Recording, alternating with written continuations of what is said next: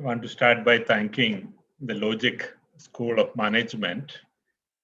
കേരളത്തിൽ കൊമേഴ്സ് വിദ്യാഭ്യാസം പ്രൊഫഷണലൈസ് ചെയ്യാൻ വേണ്ടി ശ്രമിക്കുന്ന ലോജിക് സ്കൂൾ ഓഫ് മാനേജ്മെന്റിനെ പറ്റി ഞാൻ അറിയാൻ തുടങ്ങിയിട്ട് 2 വർഷമേ ആയുള്ളൂ. പക്ഷേ എൻ്റെ ചെറുപ്പകാലത്തൊന്നും ഇല്ലാതിരുന്ന പോലെ കൊമേഴ്സ് കൂടുതൽ പ്രസക്തമായിക്കൊണ്ടിരിക്കുന്ന കാലമാണ്. അതുകൊണ്ട് തന്നെ അത് കൂടുതൽ പ്രൊഫഷണലായി പഠിപ്പിക്കാൻ ശ്രമിക്കുന്ന ഒരു സംവിധാനം ഉണ്ടെന്ന് അറിഞ്ഞതിൽ എനിക്ക് സന്തോഷമുണ്ട്. ലോജിക് സ്കൂൾ ഓഫ് മാനേജ്മെന്റ് അധ്യാപകർക്ക് വേണ്ടി ഇങ്ങനെ ഒരു പ്രോഗ്രാം നടത്തുന്നു എന്ന് അറിഞ്ഞതിൽ എനിക്ക് സന്തോഷമുണ്ട്. അതിനോട് കോപ്പറേറ്റ് ചെയ്യാനായിട്ട് എനിക്ക് എപ്പോഴും സന്തോഷമേ ഉള്ളൂ. I also want to thank channel partners News 24 as well as Flowers channel who have given extensive publicity to the event. I understand that in addition to having access to close to 1,000 people here, it is also live on Facebook. So hopefully a number of people can join there, and eventually it can also be recorded and stored in YouTube and listened to by a lot of people. ഇന്ന് ഞാൻ നിങ്ങളോട് സംസാരിക്കാൻ പോകുന്നത് നിർമ്മിത ബുദ്ധിയെ പറ്റി, അതെങ്ങനെയാണ് നമ്മളുടെ കരിയർ രംഗത്തെ മാറ്റിമറിക്കാൻ പോകുന്നത് എന്നുള്ളതിനെ പറ്റിയാണ്.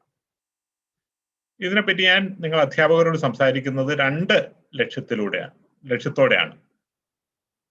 ഒന്നാമത്തേത്, അധ്യാപകർ എന്ന് പറഞ്ഞാൽ ഒരു ഫോഴ്സ് മൾട്ടിപ്ലയർ ആണ്. ഞാൻ ഒരു അധ്യാപകർ അല്ലെങ്കിൽ അധ്യാപികയോട് സംസാരിച്ചു കഴിഞ്ഞിട്ടുണ്ടെങ്കിൽ അത് നിങ്ങളിലൂടെ ഓരോ വർഷവും 100 കണക്കിന് ആളുകളിലേക്ക് എത്തും. പല വർഷങ്ങളാകുമ്പോൾ അത് പല ആയിരങ്ങളിലേക്ക് എത്തും. അപ്പോൾ ഞാനിന്ന് പറയുന്ന കാര്യങ്ങളിൽ ഒരു 3 മെസ്സേജെങ്കിലും നിങ്ങളുടെ മനസ്സിൽ സ്റ്റിക്ക് ആയി കഴിഞ്ഞിട്ടുണ്ടെങ്കിൽ അത് ഇപ്പോൾ നമ്മളുടെ കൂടെ ഇപ്പോൾ 250 പേർ ജോയിൻ ചെയ്ത് കഴിഞ്ഞിട്ടുണ്ടെങ്കിൽ 250 മൾട്ടിപ്ലൈ ബൈ 100 ഈ വർഷം, 250 മൾട്ടിപ്ലൈ ബൈ 1000, സോ 250,000 ആളുകളിലേക്ക് ആ മെസ്സേജ് എത്താനുള്ളൊരു സാധ്യത അധ്യാപകരോട് സംസാരിക്കുന്നതിലുണ്ട്. ഇതാണ് ഒന്നാമത്തെ കാര്യം. രണ്ടാമത്തെ കാര്യം, teaching as a profession is also going to be modified. വളരെ നാടകീയമായ മാറ്റങ്ങൾ നമ്മൾ ഈ കൊറോണ കാലത്ത് കണ്ടു കഴിഞ്ഞു. അപ്പോൾ ഇനി എന്ത് മാറ്റങ്ങളാണ് അധ്യാപന രംഗത്ത് വരാൻ പോകുന്നത്? അത് നിങ്ങൾ അറിഞ്ഞു കഴിഞ്ഞാൽ നിങ്ങളുടെ പ്രൊഫഷനിൽ പ്രത്യേകമായി നിർമ്മിത ബുദ്ധിയും മറ്റ് സാങ്കേതിക വിദ്യകളും വരുത്തുന്ന മാറ്റങ്ങളോട് നിങ്ങൾക്ക് സമയോചിതമായി പ്രതികരിക്കാനായിട്ട് സാധിക്കും. ആ കരിയറിൽ മുന്നോട്ട് പോകാനായിട്ട് സാധിക്കും. അപ്പോൾ അങ്ങനെ 2 ലക്ഷ്യങ്ങളോടെയാണ് ഞാൻ നിങ്ങളോട് സംസാരിക്കുന്നത്. ഞാൻ ഏതാണ്ട് 30-35 മിനിറ്റ് സംസാരിക്കും. അതിനുശേഷം നിങ്ങൾക്ക് ചോദ്യങ്ങൾ ചോദിക്കാനുള്ള അവസരം ഉണ്ടായിരിക്കും. നിങ്ങളെല്ലാം അധ്യാപകരാണ്. വിദ്യാർത്ഥികൾ ക്ലാസ്സിൽ ചോദ്യം ചോദിച്ചില്ലെങ്കിലുള്ള ബുദ്ധിമുട്ട് നിങ്ങൾക്ക് അറിയാവുന്ന ആളുകളാണ്. അപ്പൊ അതുകൊണ്ട് തന്നെ നിങ്ങൾ എങ്കിലും ചോദ്യം ചോദിക്കും എന്നെനിക്കൊരു പ്രതീക്ഷയുണ്ട്. 7 മണി വരെയാണ് ഞാൻ സമയം കൊടുത്തിട്ടുള്ളത്. പക്ഷെ കൂടുതൽ ചോദ്യങ്ങൾ ഉണ്ടെങ്കിൽ തീർച്ചയായും ഞാൻ കുറച്ചു നേരം കൂടി നിങ്ങളുടെ കൂടെ ഉണ്ടാകും. അപ്പോൾ ചോദ്യങ്ങൾ ചോദിച്ചുകൊണ്ടിരിക്കുക. ആ ചോദ്യം ചോദിക്കാനായിട്ട് എൻ്റെ ലെക്ചർ അവസാനിക്കേണ്ട കാര്യമില്ല. അതിനു മുമ്പ് തന്നെ ചാറ്റ് ബോക്സിൽ ചോദ്യങ്ങൾ എഴുതി തുടങ്ങാം. ഇപ്പോൾ 200-ൽ കൂടുതൽ ആളുകൾ ഈ വെബിനാറിൽ ജോയിൻ ചെയ്തിട്ടുണ്ട്. അത് വലിയൊരു സന്തോഷമുള്ള കാര്യമാണ്. 1000 രജിസ്ട്രേഷൻ ഉണ്ടെങ്കിൽ സാധാരണഗതിയിൽ 300 പേരാണ് ജോയിൻ ചെയ്യുന്നത്. അതാണ് അതിൻ്റെ ഒരു സാധാരണ സ്റ്റാറ്റിസ്റ്റിക്സ്. ആദ്യമായി ഞാൻ പറഞ്ഞു തുടങ്ങുന്നത് ഈ അധ്യാപകരെ കൺഗ്രാജുലേറ്റ് ചെയ്തിട്ടാണ്. കഴിഞ്ഞ 1 വർഷം എന്നുള്ളത് ലോകത്തെ എല്ലാ ആളുകൾക്കും വലിയ വെല്ലുവിളിയായിരുന്നു. ലോകത്തെ 700 കോടി ആളുകളുണ്ട്. ഈ 700 കോടി ആളുകളെയും ഒരേ സമയം ബാധിച്ച ഒരു മഹാമാരിയാണ് നമ്മളിപ്പോൾ കടന്നുപോയിക്കൊണ്ടിരിക്കുന്നത്. എല്ലാ രംഗത്തെയും അത് ബാധിച്ചു. ആരോഗ്യ രംഗത്തെയാണ് പ്രാഥമികമായിട്ട് ബാധിച്ചത്. അതിനുശേഷം അത് തൊഴിൽ രംഗത്തേക്ക് വന്നു. ലോകത്ത് 320 കോടി തൊഴിൽ ചെയ്യുന്ന ആളുകളുണ്ട് എന്നാണ് പറയുന്നത്. അതിൽ 160 കോടി ആളുകളുടെ തൊഴിലിനെ അത് ബാധിച്ചു. 300 മില്യൺ ജോലികൾ, അതായത് 30 കോടി ജോലികൾ ഇല്ലാതായി. മറ്റുള്ള അനവധി ജോലികൾ കൊറോണ കാരണം മാറ്റിമറിക്കപ്പെട്ടു, അധ്യാപകരുടേത് ഉൾപ്പെടെ. ലോകത്ത് 160 കോടി വിദ്യാർത്ഥികൾ നഴ്സറി മുതൽ PhD വരെ സ്കൂളുകളിലും കോളേജുകളിലുമായിട്ടുണ്ട് എന്നാണ് പറയപ്പെടുന്നത്. അതിൽ 160 കോടി വിദ്യാർത്ഥികളുടെയും വിദ്യാഭ്യാസവും വിദ്യാഭ്യാസ രീതികളും ഈ കൊറോണ കാലത്ത് മാറ്റിമറിക്കപ്പെട്ടു. പഠനത്തിന്റെ രീതി മുഴുവനായി മാറി. കുട്ടികൾ വീട്ടിലിരുന്ന് പഠിക്കേണ്ട ഒരു സാഹചര്യമുണ്ടായി. ഇങ്ങനെയുള്ള ഒരു സാഹചര്യത്തിനൊന്നും നമ്മുടെ അധ്യാപക സമൂഹം ഒട്ടും തയ്യാറായിരുന്നില്ല. വാസ്തവത്തിൽ ഈ ഓൺലൈനിലേക്കുള്ള മാറ്റം എന്നുള്ളത് കൊറോണ കൊണ്ടുവന്ന ഒരു മാറ്റമല്ല. വാസ്തവത്തിൽ 2008 ആണ് ലോകത്തെ ആദ്യത്തെ മാസീവ് ഓപ്പൺ ഓൺലൈൻ കോഴ്സ് സ്റ്റാൻഫോർഡിൽ നിന്ന് പുറത്തു വരുന്നത്. അവിടെ സാധാരണഗതിയിൽ 40 തൊട്ട് 100 വിദ്യാർത്ഥികൾ വരെ പഠിച്ചുകൊണ്ടിരുന്ന ഒരു കമ്പ്യൂട്ടർ സയൻസ് കോഴ്സ് ഒരു അധ്യാപകൻ ഓൺലൈനായി, സെബാസ്റ്റ്യൻ ത്രൺ എന്നാണ് തോന്നുന്നു അദ്ദേഹത്തിന്റെ പേര്, ഓൺലൈനായി കൊടുക്കാമെന്ന് തീരുമാനിക്കുകയും അതിന് 10-100 ആളുകൾ പുറമെ നിന്ന് വരാൻ സാധ്യതയുണ്ടെന്ന് അദ്ദേഹം ചിന്തിക്കുകയും ചെയ്തു. അദ്ദേഹം കോഴ്സ് തുടങ്ങിക്കഴിഞ്ഞപ്പോൾ, ഓൺലൈനായി തുടങ്ങിക്കഴിഞ്ഞപ്പോൾ അദ്ദേഹത്തെ അതിശയിപ്പിച്ചുകൊണ്ട് 1,40,000 ആളുകളാണ് 160 രാജ്യങ്ങളിൽ നിന്ന് ആ കോഴ്സിന് രജിസ്റ്റർ ചെയ്തത്. അതോടെ വിദ്യക്ക് എത്രമാത്രം ഗ്ലോബൽ ഡിമാൻഡ് ഉണ്ട് എന്ന് അദ്ദേഹം മനസ്സിലാക്കി. അതിനെ ഒരു ഓൺലൈൻ കോഴ്സ്, ഓൺലൈൻ യൂണിവേഴ്സിറ്റി ആക്കി അദ്ദേഹം മാറ്റി. ഉഡാസിറ്റി എന്നാണ് പേര്. ഇന്ന് ഏറ്റവും പ്രശസ്തമായ ഓൺലൈൻ വിദ്യാഭ്യാസ സ്ഥാപനം അതല്ല, അത് കോഴ്സേറയാണ്. പക്ഷെ ആദ്യം തുടങ്ങിയത് ഉഡാസിറ്റിയാണ്. ഇപ്പൊ 2008 തന്നെ ഈ സാങ്കേതിക വിദ്യ ലോകത്ത് നിലവിലുണ്ട്. പക്ഷെ നമ്മുടെ അധ്യാപകർ അതിനൊട്ടും തയ്യാറായിരുന്നില്ല. നമ്മുടെ വിദ്യാഭ്യാസ സംവിധാനം, BEd അല്ലെങ്കിൽ TTC, ഇതൊന്നും ഓൺലൈനായി പഠിപ്പിക്കാൻ അധ്യാപകരെ തയ്യാറെടുപ്പിച്ചിരുന്നില്ല. നമ്മുടെ കോളേജ് സംവിധാനത്തിൽ, നമ്മുടെ സ്കൂൾ സംവിധാനത്തിൽ കൈറ്റ് എന്ന് പറയുന്ന ഒരു സംവിധാനം ഉണ്ടായിരുന്നു. പക്ഷെ നമ്മുടെ കോളേജിൽ അങ്ങനെ ഒരു സംവിധാനം പോലും ഉണ്ടായിരുന്നില്ല. ഇതൊന്നും ഇല്ലാതിരുന്നിട്ട് പോലും നമ്മുടെ അധ്യാപകർ വളരെ ഹീറോയിക്കായി അവർക്ക് ലഭ്യമായ വിഭവങ്ങൾ വച്ച്, മൊബൈൽ ഫോൺ തൊട്ട് വാട്സാപ്പ് വരെ ഉപയോഗിച്ച് വിദ്യാർത്ഥികളെ പഠിപ്പിച്ചുകൊണ്ടേയിരുന്നു. ഇതിന് ഈ തലമുറ നമ്മുടെ അധ്യാപകരോട് എല്ലാ കാലഘട്ടത്തിലും കടപ്പെട്ടിരിക്കും. ഈ കാലഘട്ടത്തിൽ കൂടെ കടന്നു പോകുമ്പോൾ ഇതിലെ തെറ്റുകളും കുറ്റങ്ങളുമാണ് നമ്മൾ കൂടുതൽ കാണാനായിട്ട് സാധ്യതയുള്ളത്. പക്ഷേ 10 വർഷം കഴിഞ്ഞ് നമ്മൾ തിരിഞ്ഞു നോക്കുമ്പോൾ നമ്മുടെ അധ്യാപകർ നമ്മളുടെ വിദ്യാർത്ഥികൾക്ക് വേണ്ടി ചെയ്തത് എന്താണെന്നുള്ളത് ചരിത്രം വിലയിരുത്തും. അത് വളരെ പോസിറ്റീവായ ഒന്നായിരിക്കും എന്നാണ് എൻ്റെ വിശ്വാസം. ഇന്നത്തെ എൻ്റെ ക്ലാസ് നിർമ്മിത ബുദ്ധിയെ പറ്റിയാണ് എന്ന് ഞാൻ പറഞ്ഞല്ലോ. എന്താണ് നിർമ്മിത ബുദ്ധി എന്നുള്ളതിനെ പറ്റി കൂടുതലായി പറയുക എന്നുള്ളതല്ല എൻ്റെ ലക്ഷ്യം. നിർമ്മിത ബുദ്ധി എന്ത് മാറ്റങ്ങളാണ് ഉണ്ടാക്കുക എന്നുള്ളതിനെ പറ്റി പറയുകയാണ്. അത് നിർമ്മിത ബുദ്ധി സ്റ്റാൻഡ് അലോണായി ഉണ്ടാക്കുന്ന മാറ്റങ്ങളല്ല. നിർമ്മിത ബുദ്ധി ഉൾപ്പെടെയുള്ള ചില സാങ്കേതിക വിദ്യകൾ അതിവേഗത്തിൽ വികസിക്കുകയാണ്. റോബോട്ടിക്സിൽ ഉണ്ടാകുന്ന വലിയ മാറ്റം, ഇന്റർനെറ്റ് ഓഫ് തിങ്സ് എന്ന് പറയുന്ന ടെക്നോളജിയിൽ ഉണ്ടാകുന്ന മാറ്റം, 3D പ്രിന്റിങ്ങിൽ ഉണ്ടാകുന്ന മാറ്റം, വളരെ വേഗതയിൽ ഡേറ്റ ട്രാൻസ്ഫർ ചെയ്യാൻ പറ്റുന്ന 4Gയും 5Gയും ഉണ്ടാക്കാൻ പോകുന്ന മാറ്റം, ഇതെല്ലാം കൂടി ഇന്റർ കണക്ട് ചെയ്ത് ഉള്ളൊരു കാലഘട്ടത്തെ നമ്മൾ 4ാം വ്യവസായ വിപ്ലവം എന്നാണ് പറയുന്നത്. നമ്മുടെ അധ്യാപകരിൽ ഈ വാക്ക്, 4ാം വ്യവസായ വിപ്ലവം എന്നുള്ള വാക്ക് നിങ്ങൾ കേട്ടിട്ടുണ്ടെങ്കിൽ യെസ് എന്ന് ചാറ്റ് ബോക്സിൽ ഒന്ന് എഴുതി കഴിഞ്ഞിട്ടുണ്ടെങ്കിൽ നിങ്ങൾ ഈ 4ാം വ്യവസായ വിപ്ലവത്തെ പറ്റിയുള്ള ഡിബേറ്റുകൾ നിങ്ങൾ കേൾക്കുന്നുണ്ടോ എന്ന് എനിക്ക് അറിയാനായിട്ട് സാധിക്കും. ഇല്ലെങ്കിൽ അതൊരു തെറ്റൊന്നുമല്ല, കാരണം അതൊരു പുതിയ വാക്കാണ്. 2010ഓടെയാണ് തുടങ്ങിയെന്നാണ് പറയുന്നത്. വളരെയധികം ആളുകൾ യെസ് എന്നാണ് പറയുന്നത്. വളരെ സന്തോഷമുള്ള കാര്യമാണ്. നമുക്കെല്ലാം 1ാം വ്യവസായ വിപ്ലവം നമുക്കെല്ലാം അറിയാം. സ്റ്റീം എഞ്ചിൻ കൊണ്ടുവന്ന വിപ്ലവമാണ്. 2ാം വ്യവസായ വിപ്ലവം ഇലക്ട്രിസിറ്റി കൊണ്ടുവന്ന വിപ്ലവമാണ്. 3ാം വ്യവസായ വിപ്ലവം ഇലക്ട്രോണിക്സ് തൊട്ട് ഇന്റർനെറ്റ് വരെയുള്ള കാര്യങ്ങൾ കൊണ്ടുവന്ന വിപ്ലവമാണ്. 4ാമത്തെ വ്യവസായ വിപ്ലവം ഏതാണ്ട് 2010 തുടങ്ങിയ ഈ 4ാമത്തെ വ്യവസായ വിപ്ലവം artificial intelligence, robotics, internet of things, 3D printing തുടങ്ങിയ സാങ്കേതിക വിദ്യകളിൽ ഉണ്ടായ വലിയ വലിയ മാറ്റം കളക്റ്റീവായി ലോകത്തുണ്ടാകാൻ പോകുന്ന ഉണ്ടാക്കാൻ പോകുന്ന സാമ്പത്തിക, സാമൂഹ്യ, രാഷ്ട്രീയ മാറ്റങ്ങളെയാണ് നമ്മൾ 4th ഇൻഡസ്ട്രിയൽ റവല്യൂഷൻ എന്ന് പറയുന്നത്. നിർമ്മിത ബുദ്ധി എന്താണ് എന്നുള്ളത് 2010 ഉണ്ടായ ഒരു കാര്യമല്ല.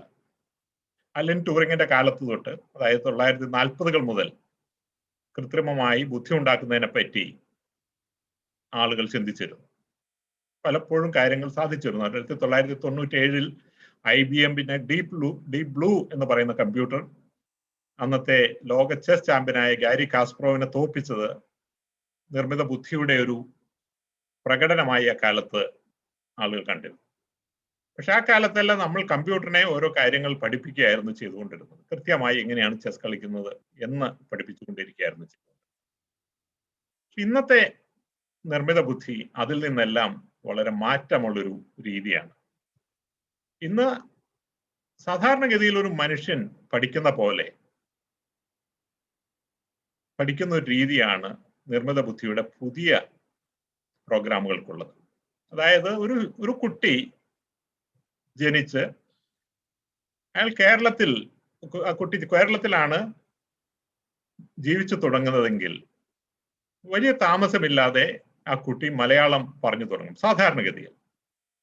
ഇതേ കുട്ടി തന്നെ പ്രസവിച്ച അന്ന് തന്നെ നമുക്ക് തിരിച്ച് തമിഴ്നാട്ടിൽ കൊണ്ടുപോയി ആ കുട്ടി വളർന്നു തുടങ്ങിയാൽ വലിയ താമസമില്ലാതെ ആ കുട്ടി തമിഴ് പറഞ്ഞു തുടങ്ങും.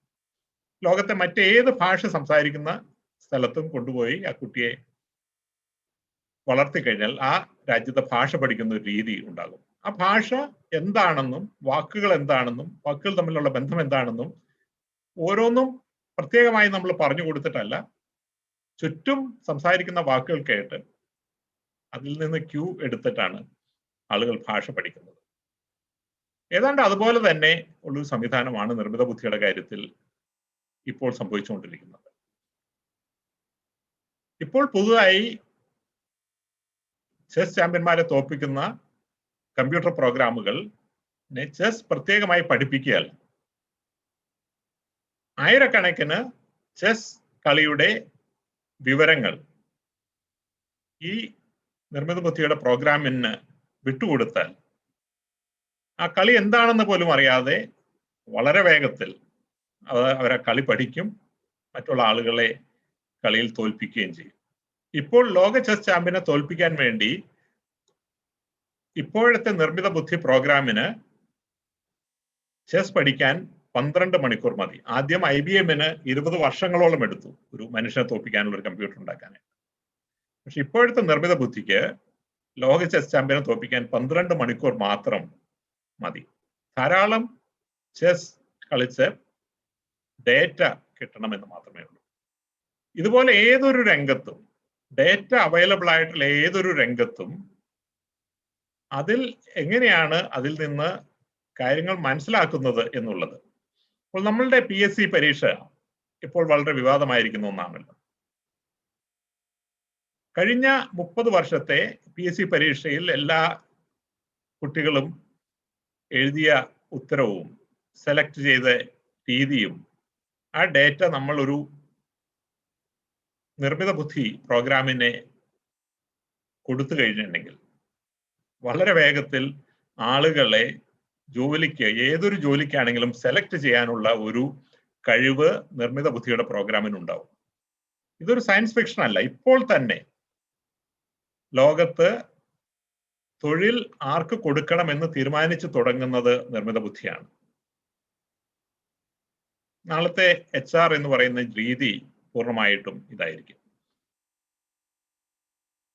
ഇത് HR സെലക്ഷന് വേണ്ടി മാത്രമല്ല, ലോകത്ത് ഏതാണ്ട് ഏതൊരു പ്രൊഫഷൻ എടുത്തു കഴിഞ്ഞിട്ടുണ്ടെങ്കിലും അതിലെല്ലാം ഡേറ്റ ഉള്ളിടത്തോളം കാലം നിർമ്മിത ബുദ്ധി ഉപയോഗിച്ച് കാര്യങ്ങൾ ചെയ്യുന്ന ഒരു രീതിയിലേക്ക് ലോകം മാറുകയാണ്. ഞാൻ സാധാരണഗതിയിൽ ദുരന്ത നിവാരണ രംഗത്ത് പ്രവർത്തിക്കുന്ന ഒരാളാണ്. നിർമ്മിത ബുദ്ധി എൻ്റെ ഒരു ഡൊമൈനിൽ വരുന്നൊരു കാര്യമല്ല സാധാരണഗതിയിൽ. പക്ഷെ ഏതാണ്ട് 3 വർഷം മുമ്പ് ഞാൻ ജനീവയിൽ ഒരു മീറ്റിംഗ് അറ്റൻഡ് ചെയ്യാനുള്ള സാഹചര്യമുണ്ട്. ആ മീറ്റിങ്ങിൽ പോകാൻ തന്നെ ഒരു കാരണമുണ്ട്. ജനീവയിൽ ഒരു വർഷം 9,000 മീറ്റിങ്ങുകളാണ് UN ആഭിമുഖ്യത്തിൽ നടത്തുന്നത്. 10-20 UN ഓർഗനൈസേഷൻ ഉണ്ട്. അവർ ഓരോരുത്തരും അനവധി മീറ്റിങ്ങുകൾ എല്ലാ ദിവസവും നടത്തിക്കൊണ്ടിരിക്കുകയാണ്. അപ്പോൾ ആയിരക്കണക്കിന് മീറ്റിങ്ങുകളുടെ ഇൻവിറ്റേഷൻ ഓരോ വർഷവും കിട്ടും. അപ്പോൾ ഒരു മീറ്റിങ്ങിൽ പങ്കെടുക്കുന്ന ഒരു മന്ത്രി, അദ്ദേഹത്തിന്റെ പേര് മിസ്റ്റർ ഒളാമ എന്നാണ്. അദ്ദേഹം UAE ആർട്ടിഫിഷ്യൽ ഇന്റലിജൻസിന്റെ മിനിസ്റ്റർ ആണ് എന്ന് കണ്ടു. അപ്പോൾ എനിക്കതൊരു വലിയ അതിശയമായി. നിർമ്മിത ബുദ്ധിക്ക് വേണ്ടി മാത്രമായി ഒരു മന്ത്രി ലോകത്തുണ്ടോ? നമ്മൾ സാധാരണഗതിയിൽ എഡ്യൂക്കേഷൻ മിനിസ്റ്റർ, IT മിനിസ്റ്റർ എന്നെല്ലാം കേട്ടിട്ടുണ്ട്. പക്ഷെ നിർമ്മിത ബുദ്ധിക്ക് വേണ്ടി മാത്രമായിട്ടൊരു മന്ത്രി ഉള്ളൊരു രാജ്യമുണ്ടോ? എന്നാൽ അതൊന്ന് കണ്ടിട്ട് വേണമല്ലോ എന്ന് ഉദ്ദേശിച്ചു പോയതാണ്. വെറും 29 വയസ്സുള്ള ഒരു മന്ത്രിയാണ്. അദ്ദേഹം മന്ത്രിയാകുമ്പോൾ അദ്ദേഹത്തിന് 27 വയസ്സേ ഉള്ളൂ. അദ്ദേഹം പറഞ്ഞത് നിർമ്മിത ബുദ്ധി എന്ന് പറയുന്നത് ഏതെങ്കിലും കുറച്ച് രംഗത്ത് മാത്രം ഒതുങ്ങി നിൽക്കുന്ന ഒന്നല്ല. ആരോഗ്യ രംഗത്ത്, അല്ലെങ്കിൽ വിദ്യാഭ്യാസ രംഗത്ത്, അല്ലെങ്കിൽ ട്രാൻസ്പോർട്ടേഷൻ രംഗത്ത് മാത്രം ഒതുങ്ങി നിൽക്കുന്ന ഒന്നല്ല. സർവ്വതലങ്ങളിലും നിർമ്മിത ബുദ്ധി ഉണ്ടാകും. അപ്പോൾ UAE ചെയ്യുന്നത്, UAEക്ക് ഒരു ആർട്ടിഫിഷ്യൽ ഇന്റലിജൻസ് പോളിസി ഉണ്ട്. UAE എല്ലാ ഗവൺമെന്റ് ഡിപ്പാർട്ട്മെന്റുകളിലെയും ഓരോ സീനിയർ ആയിട്ടുള്ള ഒരു ഓഫീസറെയും അവർ നിർമ്മിത ബുദ്ധിയുടെ ഫോക്കൽ പോയിന്റായി സെലക്ട് ചെയ്ത് അവർക്ക് വേണ്ടി മാത്രമായി ഓക്സ്ഫോർഡ് യൂണിവേഴ്സിറ്റിയിൽ ഒരു കോഴ്സ് നടത്തുകയാണ്. എങ്ങനെയാണ് നിർമ്മിത ബുദ്ധി ആ വകുപ്പിൽ ഉപയോഗിക്കാൻ സാധിക്കുന്നത്? ഏതൊക്കെ ഡേറ്റയാണ് ആ ഡിപ്പാർട്ട്മെന്റിൽ ലഭ്യമായിട്ടുള്ളത്? ഏത് പ്രോഗ്രാമുകൾ ഉപയോഗിച്ചാണ് ആ ഡേറ്റ പ്രോസസ് ചെയ്ത് ആ ഡിപ്പാർട്ട്മെന്റിലെ കാര്യങ്ങൾ എളുപ്പമാക്കാനായി നിർമ്മിത ബുദ്ധി ഉപയോഗിക്കാൻ സാധിക്കുന്നത്? ഇതാണ് അവരുടെ ഓവറോൾ ആയിട്ടുള്ള ഒരു സ്ട്രാറ്റജി. ആ ഓക്സ്ഫോർഡിലെ ആദ്യത്തെ കോഴ്സ് കഴിഞ്ഞു. ഇപ്പോൾ ദുബായിൽ തന്നെ, അബുദാബിയിൽ പുതിയ നിർമ്മിത ബുദ്ധിയുടെ യൂണിവേഴ്സിറ്റി തന്നെ സ്ഥാപിച്ചു കഴിഞ്ഞ സെപ്റ്റംബറിൽ. ലോകത്തെ ആദ്യത്തെ നിർമ്മിത ബുദ്ധിക്ക് വേണ്ടി മാത്രമുള്ള യൂണിവേഴ്സിറ്റിയാണ്. അപ്പൊ ഇവിടെയാണ് ലോകം പോകുന്നത്. ഇതേ ഓക്സ്ഫോർഡ് യൂണിവേഴ്സിറ്റി ഒരു പഠനം നടത്തിയിട്ടുണ്ട്. ദ ഫ്യൂച്ചർ ഓഫ് എംപ്ലോയ്മെന്റ് എന്നാണ് പഠനത്തിന്റെ പേര്. ഞാൻ അതിന്റെ ലിങ്ക് ഈ പേജിൽ ഞാൻ സംസാരം നിർത്തി കഴിഞ്ഞ് നിങ്ങൾ ചോദ്യം ചോദിക്കുന്ന സമയത്ത് ഇട്ടുതരാം. നിങ്ങൾ എല്ലാവരും ഇന്ന് തന്നെ വായിച്ചു തുടങ്ങണം. ഈ ആഴ്ച തീർച്ചയായിട്ടും വായിച്ചു തീർക്കണം. കാരണം നിങ്ങളുടെ ഭാവിയും നിങ്ങൾ പഠിപ്പിക്കാൻ പോകുന്ന എല്ലാ കുട്ടികളുടെ ഭാവിയും ഏത് തരത്തിലാണ് മാറുന്നത് എന്ന് ആ പഠനം പറയും. ലോകത്ത് ഇന്ന് ലഭ്യമായിട്ടുള്ള തൊഴിലുകളുടെ 46% ജോലികളും നിർമ്മിത ബുദ്ധി കൊണ്ട് ഇല്ലാതാകും. 2030 ആകുന്നതോടെ ഇല്ലാതാകും എന്നാണ് ഓക്സ്ഫോർഡ് യൂണിവേഴ്സിറ്റിയുടെ പഠനം പറയുന്നത്. 2013 പഠനമാണ്. അന്ന് ആളുകൾ അത് വിശ്വസിച്ചിരുന്നില്ല.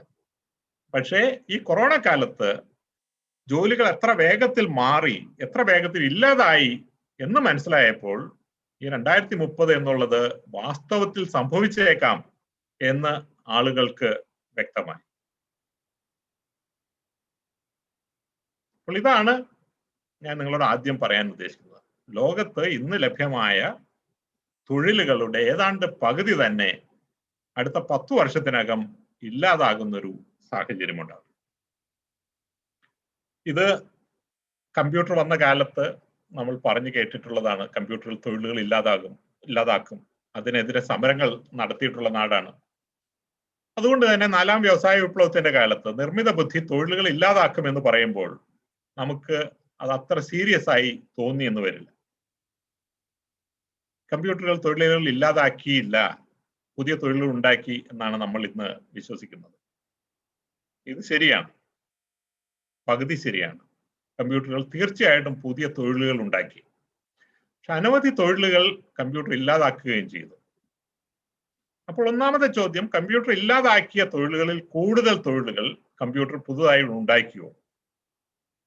ഇത് ഏതാണ്ട് സത്യമാണ് കമ്പ്യൂട്ടറിന്റെ കാര്യത്തിൽ. പക്ഷെ അതുകൊണ്ട് മാത്രം സമൂഹത്തിന് അതുകൊണ്ടൊരു കുഴപ്പമുണ്ടായില്ല എന്ന് പറയാൻ സാധിക്കില്ല. കാരണം ഏത് തൊഴിലുകളാണ് കമ്പ്യൂട്ടർ ഇല്ലാതാക്കിയത്, ആ തൊഴിലുകളിലുള്ളവർക്ക് എത്തിപ്പിടിക്കാൻ പറ്റുന്ന ജോലി ആയിരുന്നില്ല കമ്പ്യൂട്ടറിൽ ഉണ്ടാക്കിയത് ചില സാഹചര്യങ്ങളിൽ. അപ്പോൾ ചില ആളുകൾക്ക് നഷ്ടം പറ്റി, ഏറെ ആളുകൾക്ക് ഗുണം കിട്ടി. അപ്പോൾ സമൂഹത്തിന് മൊത്തം ഗുണമാണെങ്കിൽ പോലും കുറച്ച് ആളുകൾക്ക് നഷ്ടം പറ്റുന്ന ഒരു സാഹചര്യമുണ്ടായി. ഇതാണ് ഇന്റർനാഷണൽ ലേബർ ഓർഗനൈസേഷൻ നിർമ്മിത ബുദ്ധിയെ പറ്റി പറയുന്നത്. നിർമ്മിത ബുദ്ധിയുടെ കാലഘട്ടത്തിൽ തൊഴിലുകളിൽ 3 തരത്തിലുള്ള ഡിവിഷൻസ് ഉണ്ടാകും. ഒന്നാമത്, ഓക്സ്ഫോർഡ് യൂണിവേഴ്സിറ്റി പറഞ്ഞ പോലെ അനവധി തൊഴിലുകൾ ഇല്ലാതാകും. ഉദാഹരണത്തിന്, ഒരു ഡ്രൈവർ എന്ന് പറയുന്ന ജോലി, വാഹനം ഓടിക്കുന്ന ജോലി, ദശലക്ഷക്കണക്കിന് ആളുകൾ ഇന്ത്യയിൽ ഇപ്പോൾ ചെയ്യുന്ന ജോലിയാണ്. കേരളത്തിൽ തന്നെ ലക്ഷക്കണക്കിന് ആളുകൾ ഡ്രൈവർമാരായി ജോലി ചെയ്യുന്നുണ്ട്. ടാക്സി ഡ്രൈവർമാരായി ജോലി ചെയ്യുന്നുണ്ട്, ഓട്ടോ ഡ്രൈവർമാരായി ജോലി ചെയ്യുന്നുണ്ട്, ട്രക്ക് ഡ്രൈവർമാരായി ജോലി ചെയ്യുന്നുണ്ട്. ഈ ജോലി നിർമ്മിത ബുദ്ധി ഏതാണ്ട് മൊത്തമായി ഏറ്റെടുക്കാൻ പോവുകയാണ്. ഇതില് സാങ്കേതികമായി ഇപ്പോൾ ഒന്നും തന്നെ ബുദ്ധിമുട്ടായിട്ടില്ല. അത്തരത്തിലുള്ള കാറുകൾ ഇന്ന് ലോകത്തുണ്ട്, ഞാൻ കണ്ടിട്ടുണ്ട്, ഞാൻ യാത്ര ചെയ്തിട്ടുണ്ട്. അപ്പോൾ അതിൽ സാങ്കേതികമായി യാതൊരു തടസ്സവുമില്ല. അതിനുള്ള നിയമപരമായ ചില പ്രശ്നങ്ങളാണ്.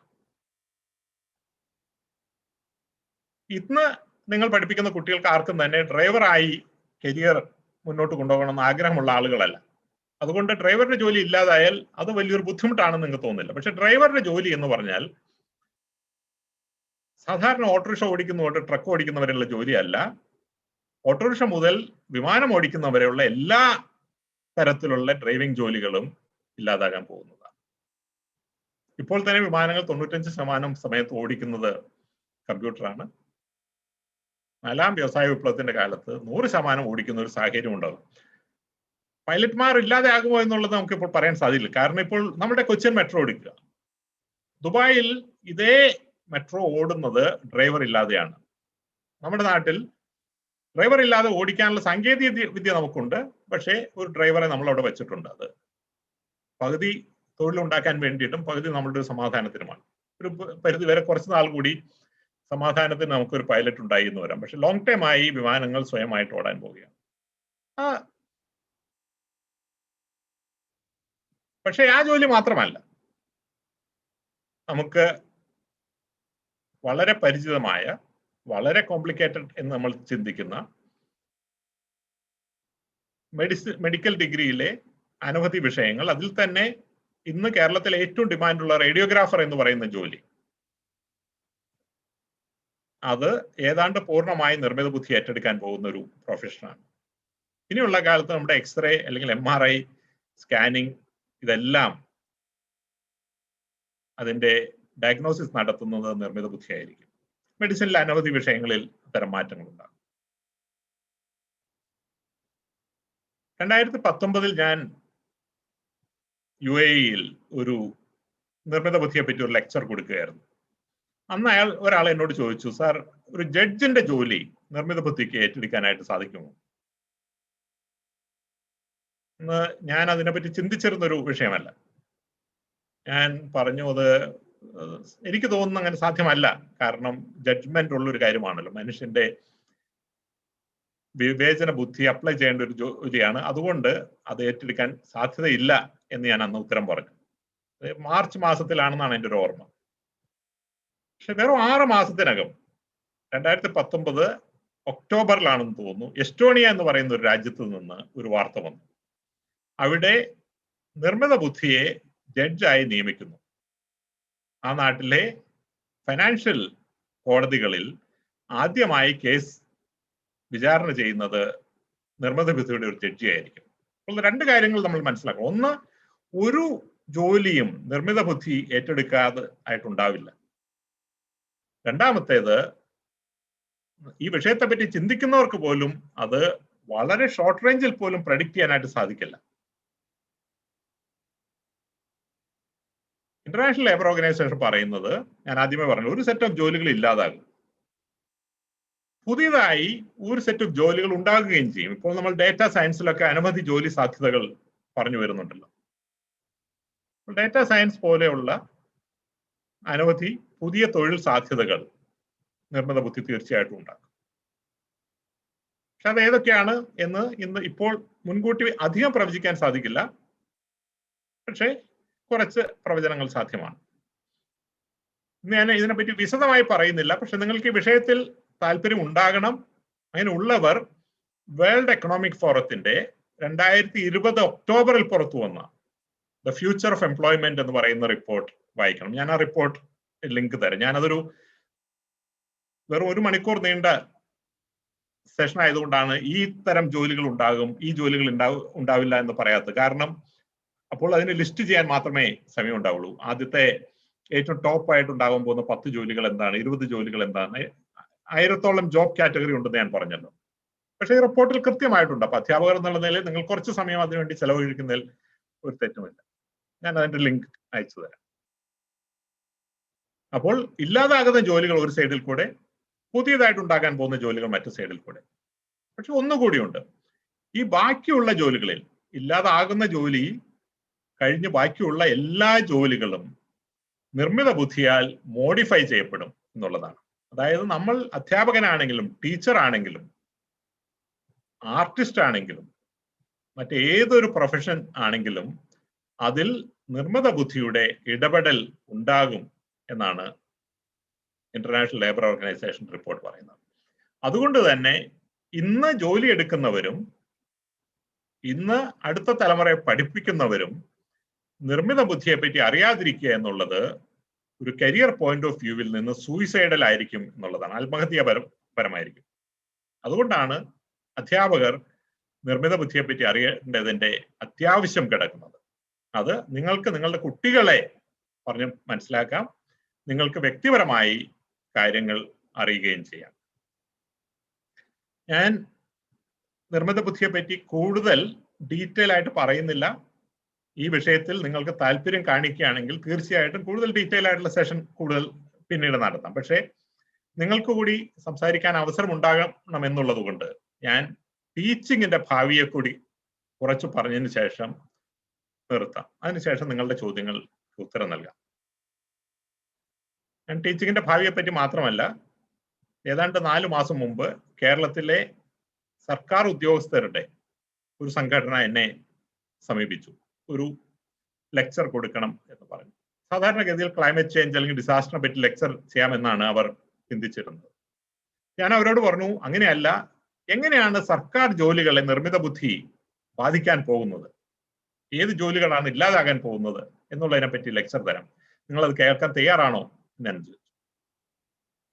സാധാരണഗതിയിൽ അത് ബുദ്ധിമുട്ടുള്ള ഒരു കാര്യമാണ്, തൊഴിലുകൾ ഇല്ലാതാവുക എന്നെല്ലാം പറഞ്ഞു കഴിഞ്ഞിട്ടുണ്ടെങ്കിൽ. പക്ഷെ അവർ വളരെ സന്തോഷത്തോടെ വളരെ പ്രോഗ്രസീവായി ചിന്തിച്ച് ആ ലെക്ചർ അവർ നടത്തി.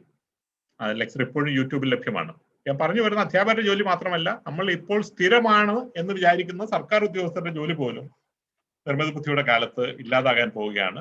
നമ്മൾ ശ്രദ്ധിക്കേണ്ടതാണ്. അധ്യാപകരുടെ ജോലിയിൽ വന്ന മാറ്റം നിങ്ങൾ ഓൾറെഡി കണ്ടു കഴിഞ്ഞു. വളരെ പെട്ടെന്ന്, ഒട്ടും തയ്യാറെടുപ്പില്ലാത്ത സമയത്ത് നമുക്ക് ഓൺലൈനിലേക്ക് വിദ്യാഭ്യാസം മാറ്റേണ്ടി വന്നൊരു സാഹചര്യം ഉണ്ടായി.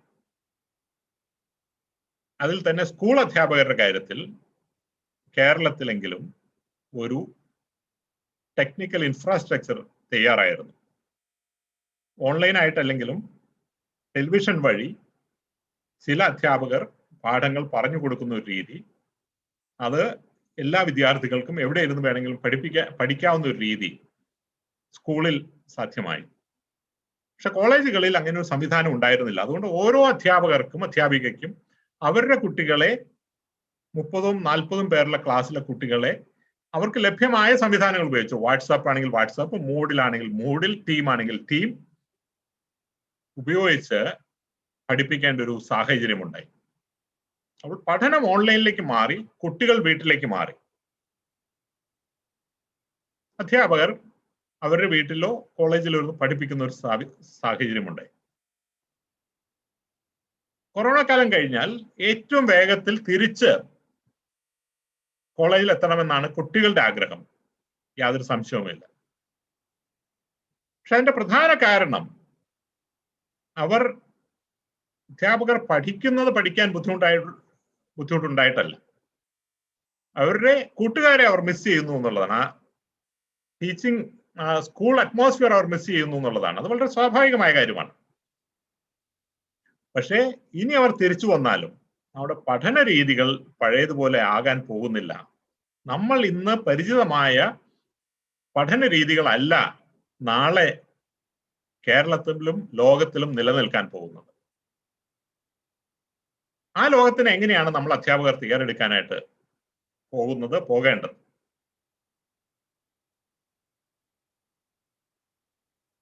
ഈ കൊറോണ കാലത്ത് അധ്യാപകരും വിദ്യാർത്ഥികളും ഒരുപോലെ മനസ്സിലാക്കിയ ഒരു കാര്യമുണ്ട്. ലോകത്തിലെ ഏതാണ്ട് ഏതൊരു വിഷയം എടുത്തു കഴിഞ്ഞാൽ പോലും ആ വിഷയത്തിൽ വളരെ മിടുക്കികളായ അധ്യാപകരും അധ്യാപികമാരും ലോകത്ത് ഉണ്ട്. ആ വിഷയങ്ങൾ വളരെ മനോഹരമായി അവർ കൈകാര്യം ചെയ്യുന്നുണ്ട്. അത് ഓൺലൈൻ ലെക്ചറായി അത് ലഭ്യമാക്കിയിട്ടുണ്ട്. അതിന് ചിലവ് പോലുമില്ല. നിർമ്മിത ബുദ്ധിയുടെ കാര്യം എടുത്തു. നിർമ്മിത ബുദ്ധിയെ പറ്റി കോഴ്സേറ എന്ന് പറയുന്ന പ്ലാറ്റ്ഫോമിൽ ഒരു കോഴ്സ് ഉണ്ട്. ആൻഡ്രൂ യങ് എന്ന് പറയുന്ന ഗൂഗിളിൽ വർക്ക് ചെയ്തുകൊണ്ടിരുന്ന ഒരു ആളുടെ കോഴ്സാണ്. AI ഫോർ എവരിബഡി എന്നാണ് കോഴ്സിന്റെ പേര്. അപ്പോൾ AI പറ്റി ലോകത്ത് എവിടെയെങ്കിലുമുള്ള ആൾക്ക് ആദ്യമായി കാര്യങ്ങൾ അറിയണമെങ്കിൽ അതിന് കോഴ്സേറയിൽ പോയി ആൻഡ്രൂ യങ്ങിന്റെ കോഴ്സ് എടുക്കാം. അതിന് ഒരു പൈസയുടെ പോലും ആവശ്യമില്ല. കോഴ്സേറയിൽ ഒരു രജിസ്ട്രേഷൻ മതി. ഈ രജിസ്ട്രേഷൻ യാതൊരു പ്രീ ക്വാളിഫിക്കേഷനും ഇല്ല. നമ്മളുടെ ഡിഗ്രി സർട്ടിഫിക്കറ്റ് കൊടുക്കേണ്ട, നമ്മളുടെ ബർത്ത് സർട്ടിഫിക്കറ്റ് കൊടുക്കേണ്ട, ഒന്നും കൊടുക്കേണ്ട കാര്യമില്ല. നമ്മൾക്കൊരു ഇമെയിൽ അഡ്രസ് ഉണ്ടാവണം എന്ന് മാത്രമേ ഉള്ളൂ. അങ്ങനെ ഫ്രീ ആയി ഏതൊരു വിഷയവും, അത് ലോകത്തെ ഏറ്റവും പ്രശസ്തനായ ആളിൽ നിന്നാണ് പഠിക്കുന്നതെന്ന് വിചാരിക്കണം. ഞാൻ 4 മാസം മുമ്പ് എൻ്റെ സഹോദരന്റെ 10ാം ക്ലാസ്സിൽ പഠിക്കുന്ന മകൾ വേണ്ടിയിട്ടാണ് ഞാൻ ആ കോഴ്സ് ആദ്യമായി രജിസ്റ്റർ ചെയ്യുന്നത്. അന്ന് തന്നെ അതിന് 5 ലക്ഷം ആളുകൾ ആ കോഴ്സിൽ രജിസ്റ്റർ ചെയ്തിരുന്നു. ഒരു കോഴ്സാണെന്ന് വിചാരിക്കണം. ഒറ്റ കോഴ്സ് 5 ലക്ഷം ആളുകളാണ് പഠിക്കുന്നത്, ഒറ്റ അധ്യാപകനിൽ നിന്ന്.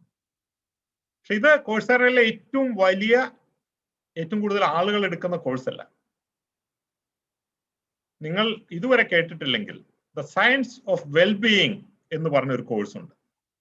യേൽ യൂണിവേഴ്സിറ്റിയിലെ ഒരു പ്രൊഫസർ എടുക്കുന്ന കോഴ്സാണ്. സാധാരണഗതിയിൽ ഒരു 25 കുട്ടികൾക്കാണ് ആ കോഴ്സ് അവർ കൊടുക്കുന്നത്. അപ്പോൾ അവർ 30 വർഷം അവർ യേൽ യൂണിവേഴ്സിറ്റിയിൽ കോഴ്സ് ഓഫർ ചെയ്യുകയാണെങ്കിൽ 750 കുട്ടികൾക്ക് അവർ പഠിപ്പിച്ച് കാണാം. പരമാവധി 1000 കുട്ടികൾക്ക് ആണ് കോഴ്സിന്റെ ഗുണം ലഭ്യമാകുന്നത്. പക്ഷെ ഈ കോഴ്സ് അവർ കോഴ്സേറയിൽ ഇടുന്നു. ഞാൻ കഴിഞ്ഞ തവണ നോക്കുമ്പോഴേക്കും 30 ലക്ഷം ആളുകൾ ആ കോഴ്സ് എടുത്തു കഴിഞ്ഞു. 30 ലക്ഷം ആളുകൾ. ആലോചിച്ച് നോക്കണം. നമ്മുടെയൊക്കെ ഏതൊരു അധ്യാപകനും അധ്യാപികയ്ക്കോ ചിന്തിക്കാൻ പോലും അവരുടെ 100 ജീവിതത്തിൽ എത്താൻ പറ്റുന്നതിൽ കൂടുതൽ വിദ്യാർത്ഥികളിലേക്കാണ് ഒറ്റ കോഴ്സ്, ഒറ്റ പ്ലാറ്റ്ഫോമിൽ കൂടെ എത്തുന്നത്. കോഴ്സേറ എന്ന് പറയുന്നത് 2012 ഉണ്ടായ ഒരു പ്ലാറ്റ്ഫോമാണ്. ഇപ്പോൾ അവിടെ 7 കോടി യൂസേഴ്സ് ഉണ്ട്. 7 കോടി.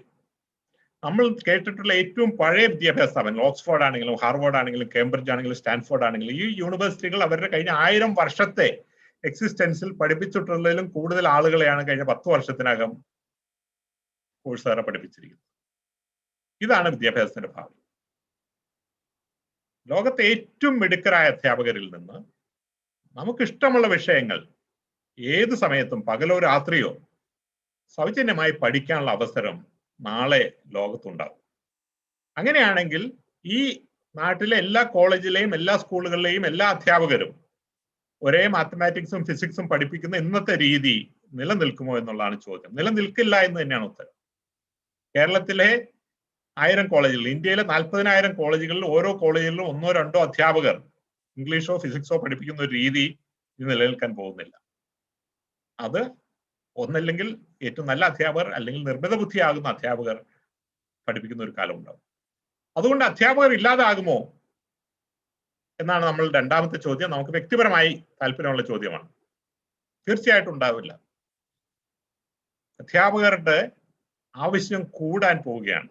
ഇപ്പോൾ സാധാരണഗതിയിൽ 30-40 കുട്ടികൾക്ക് ഒരു അധ്യാപകൻ അല്ലെങ്കിൽ അധ്യാപിക ആണെങ്കിൽ ഇവരുടെ എണ്ണം ഇതിൽ നിന്ന് മാറി 5-10 പേർക്ക് ഒരു ലേണിംഗ് ഫെസിലിറ്റേറ്റർ ഉണ്ടാകുന്ന ഒരു ലോകമാണ് വരാൻ പോകുന്നത്. അപ്പോൾ ഒരു വിഷയം പഠിപ്പിക്കുകയല്ല, പഠിക്കാൻ സഹായിക്കുകയാണ് അധ്യാപകരുടെ ജോലി എന്നുള്ള തരത്തിലേക്കാണ് അധ്യാപനത്തിന്റെ ഭാവി വരാൻ പോകുന്നത്. ഒരു കളക്റ്റീവ് ലേണിംഗ് അറ്റ്മോസ്ഫിയർ എല്ലാ കാലത്തും ഉണ്ടാകും. അത് സോഷ്യലൈസേഷന്റെ ഭാഗമാണ്. അത് വിദ്യാഭ്യാസത്തിലെ വിദ്യ അഭ്യസിക്കുന്നതിന്റെ ഭാഗമല്ല. അപ്പോൾ ഒരു കളക്റ്റീവ് ആയിട്ടുള്ള ലേണിംഗ് സ്പേസ് ഉണ്ടാകുന്നു. അവിടെ കുട്ടികളെ പഠിക്കാൻ സഹായിക്കുന്ന ആളുകൾ ഉണ്ടാകുന്നു, ലേണിംഗ് ഫെസിലിറ്റേറ്റേഴ്സ് ഉണ്ടാകുന്നു. അതാണ് അധ്യാപകർ മാറേണ്ടത്. ആ തരത്തിലുള്ള മൈൻഡ് സെറ്റിലേക്ക് അധ്യാപകർ മാറേണ്ടി വരും. ലോകത്തിലുള്ള എല്ലാ കാര്യങ്ങളും അറിഞ്ഞിരിക്കേണ്ട ഒരു അധ്യാപകന്റെ ഒരു ആവശ്യം നമുക്കിനി ഉണ്ടാവില്ല. നമ്മളുടെ വിഷയത്തിൽ തന്നെ വലിയ ഡീപ്പായിട്ടുള്ള നോളജ് ഉള്ള ഒരു അധ്യാപകന്റെ ആവശ്യമല്ല ഉണ്ടാവുക. കുട്ടികളെ അവരുടെ സമയവും അനുസരിച്ച്, അവരുടെ ഇഷ്ടം അനുസരിച്ച്, അവരുടെ അഭിരുചി അനുസരിച്ച് വിഷയങ്ങൾ പഠിക്കാൻ സഹായിക്കുന്ന ഒരു രീതി, ആ രീതിയിലേക്ക് അധ്യാപകർ മാറേണ്ടതായിട്ടുണ്ട്. ഇതിന് നിർമ്മിത ബുദ്ധിയുടെ സഹായമുണ്ടോ? ഈ സെഷൻ തുടങ്ങിക്കഴിഞ്ഞപ്പോൾ ലോജിസ്റ്റിലെ സാറ് പറഞ്ഞു, ഓരോ കുട്ടിയുടെയും സെലക്റ്റീവ് ആയിട്ടുള്ള പ്രൊഫൈൽ നമുക്ക് ഉണ്ടാകുകയും ആ പ്രൊഫൈലിൽ അവരുടെ ലേണിംഗ് ക്യാരക്ടറിസ്റ്റിക്സ് നമുക്ക് മനസ്സിലാക്കുകയും ചെയ്യുകയും ഈ തരത്തിലുള്ള ലേണിംഗ് ക്യാരക്ടറിസ്റ്റിക് ഉള്ള ലോകത്തുള്ള ആളുകളുടെ പൊതുവെ ലേണിംഗ് ബിഹേവിയർ നമുക്ക് മനസ്സിലാക്കുകയും ചെയ്തു കഴിഞ്ഞിട്ടുണ്ടെങ്കിൽ ഈ കുട്ടിയെ ഏത് പാത്തിലേക്കാണ് ഗൈഡ് ചെയ്യേണ്ടത് എന്ന് പറയാനായിട്ട് നമുക്ക് സാധിക്കും. ഈ കുട്ടിയുടെ ലേണിംഗ് പാറ്റേൺ ബിഹേവിയർ അനുസരിച്ച് നാളെ അവർ ജോലി അന്വേഷിക്കുകയല്ല ചെയ്യാൻ പോകുന്നത്, ജോലികൾ അവരെ അന്വേഷിച്ച് വരികയാണ് ചെയ്യാൻ പോകുന്നത്. ഇപ്പോൾ തന്നെ ലിങ്ക്ഡിൻ എന്ന് പറയുന്ന പ്രോഗ്രാമിൽ രജിസ്റ്റർ ചെയ്തിട്ടുള്ള ആളുകൾക്ക് മറ്റുള്ള രാജ്യങ്ങളിൽ അവരുടെ പെരുമാറ്റം അനുസരിച്ചിട്ട്, അവരുടെ ഡിഗ്രികൾ അനുസരിച്ചിട്ട്, അവരുടെ എക്സ്പീരിയൻസ് അനുസരിച്ചിട്ട്, അവരെ പറ്റി മറ്റുള്ള ആളുകൾ പറയുന്ന അനുസരിച്ചിട്ട്, അവർ സാമൂഹ്യ മാധ്യമത്തിൽ ഇടപെടുന്നതനുസരിച്ചിട്ട് തൊഴിലുകൾ അവരെ അന്വേഷിച്ച് തിരിച്ചു വരികയാണ്. അത്തരത്തിൽ ഇൻഡിവിജ്വലൈസ്ഡ് ആയിട്ടുള്ള നമ്മുടെ ഇൻഡിവിജ്വൽ പ്രൊഫൈൽ അനാലിസിസിൽ കൂടെ, നിർമ്മിത ബുദ്ധിയുടെ ഉപയോഗത്തിലൂടെ ഓരോ വിദ്യാർത്ഥികളുടെയും അറിവും കഴിവും താല്പര്യവും അനുസരിച്ച് മുന്നോട്ട് കൊണ്ടുപോകാനുള്ള ഒരു ലേണിംഗ് ഫെസിലിറ്റേറ്ററായി അധ്യാപകർ മാറേണ്ട ഒരു ലോകമാണ് ഇനി ഉണ്ടാകാൻ പോകുന്നത്. എന്നോട് നിർത്തുകയാണ്. കുറച്ച് ചോദ്യങ്ങളെല്ലാം സെഷനിൽ വന്നിട്ടുണ്ട്. ആർക്കെങ്കിലും ഫോറത്തിൽ ചോദ്യം ചോദിക്കണം എന്നുണ്ടെങ്കിൽ ചോദിക്കാം. ഞാൻ ആ സമയത്ത് ഞാൻ പറഞ്ഞ ലിങ്കുകൾ ഇവിടെ സെഷനിൽ ഇടാം. തീർച്ചയായിട്ടും അത് ഡൗൺലോഡ് ചെയ്യണം. ഈ ആഴ്ചയിൽ തന്നെ വായിച്ചു തുടങ്ങണം. Thank you. So we have a doubt in the chat option. What are the basic requirements for learning artificial intelligence? Thank you. Artificial intelligence അല്ലേ, രണ്ട് തരത്തിലുള്ള ലേണിംഗ് ഉണ്ട്. ഒന്ന്, ഈ ആർട്ടിഫിഷ്യൽ ഇന്റലിജൻസ് ഉപയോഗിച്ച് എങ്ങനെയാണ് ആർട്ടിഫിഷ്യൽ ഇന്റലിജൻസിനെ പറ്റി പഠിക്കുക എന്നുള്ളത്, പുതിയതായി ഗവേഷണം ചെയ്യാനായിട്ട് പഠിക്കുക എന്നുള്ളത്. അത് സാധാരണഗതിയിൽ കണക്കും കമ്പ്യൂട്ടർ സയൻസും പരിചിതമായ ആളുകൾ ചെയ്യേണ്ട കാര്യമാണ്. ഇപ്പോഴത്തെ റിക്വയർമെന്റ് എങ്കിലും +2 വരെ കണക്ക് പഠിച്ചിട്ടുള്ള ആളുകൾക്ക്, അതിനുശേഷം മാത്തമാറ്റിക്സ് പഠിച്ച ആളുകൾക്കും കമ്പ്യൂട്ടർ സയൻസ് പഠിച്ച ആളുകൾക്കാണ് കൂടുതലും. പക്ഷെ മറ്റുള്ള എഞ്ചിനീയറിംഗ് ഡിഗ്രികളിലും ധാരാളം കണക്ക് പഠിക്കുന്നുണ്ട്. അവർക്കും ആ തൊഴിലിലേക്ക് പോകാവുന്നതേ ഉള്ളൂ. പക്ഷെ അത് വളരെ മിനിമം ആയിട്ടുള്ളൊരു സെറ്റ് ഓഫ് ആളുകളേ ഉള്ളൂ. മറ്റുള്ള എല്ലാ ആളുകളും, അത് സോഷ്യൽ സയൻസ് ആണെങ്കിലും കൊമേഴ്സ് ആണെങ്കിലും മാനേജ്മെന്റ് ആണെങ്കിലും, ഇവരെല്ലാം ആർട്ടിഫിഷ്യൽ ഇന്റലിജൻസ് ഉപയോഗിച്ച് പ്രവർത്തിക്കുന്ന സോഫ്റ്റ്വെയറുകളെ ഉപയോഗിക്കേണ്ടതായിട്ടുണ്ട്. ഇതാണ് നിങ്ങൾ ഈ കൊമേഴ്സ് പഠിക്കുന്ന ആളുകളാണെങ്കിലും അധ്യാപകരാണെങ്കിലും ശ്രദ്ധിക്കേണ്ടത്. ഇത്തരം പ്രോഗ്രാമുകളാണ് നിർമ്മിത ബുദ്ധി ഉപയോഗിച്ച് പ്രവർത്തിക്കുന്ന ഒരു അക്കൗണ്ടിങ് സോഫ്റ്റ്വെയർ ഉണ്ടെങ്കിൽ അക്കൗണ്ടിങ് സോഫ്റ്റ്വെയർ ആർട്ടിഫിഷ്യൽ ഇന്റലിജൻസ് വഴി എങ്ങനെ ഉണ്ടാക്കാം എന്നുള്ളത് വളരെ സ്പെസിഫിക് ആയി 10-100 ആളുകൾ മാത്രം ലോകത്ത് ചെയ്യേണ്ട കാര്യമാണ്. ലോകത്തുള്ള മുഴുവൻ അക്കൗണ്ടന്റുമാരും നിർമ്മിത ബുദ്ധി ഉപയോഗിച്ച് നടത്തുന്ന സോഫ്റ്റ്വെയറുകൾ പഠിക്കേണ്ട ഒരു സാഹചര്യം ഉണ്ടാവും. അതിന് നമുക്ക് പ്രത്യേകിച്ചൊരു മാത്തമാറ്റിക്സിൽ ഒരു ഡൊമൈൻ നോളജിന്റെ ആവശ്യം ഉണ്ടാകില്ല. So one more question is there. How can artificial intelligence assist in adult and professional education programs? ഞാൻ പറഞ്ഞ പോലെ ഒരു പ്രത്യേകമായിട്ടുള്ള ഒരു വിഷയത്തെ പറ്റി മാത്രമല്ല, ലോകത്തുള്ള ഏതൊരു വിഷയത്തെ പറ്റി എടുത്തു കഴിഞ്ഞിട്ടുണ്ടെങ്കിലും ഇപ്പോൾ AI അതിന് ബെനിഫിഷ്യൽ ആയിട്ടുള്ള ഓരോ കാര്യങ്ങൾ ചെയ്യുന്നുണ്ട്.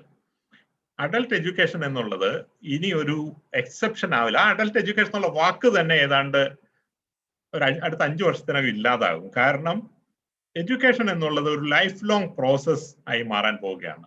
നിർമ്മിത ബുദ്ധി ഈ ഞാൻ പറഞ്ഞ പോലെ ലോകത്ത് 50% ജോലികൾ ഇല്ലാതാക്കുമ്പോൾ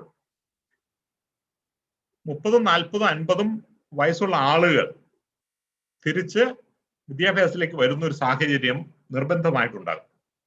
ഇന്ന് നമുക്ക് പരിചയമുള്ള പെൻഷനോടെ റിട്ടയർ ആകുക എന്നുള്ളത് ഇല്ലാതാകുമ്പോൾ ആളുകൾ 90 വയസ്സും 100 വയസ്സും ജീവിക്കുന്നത് സാധാരണ ആയി കഴിയുമ്പോൾ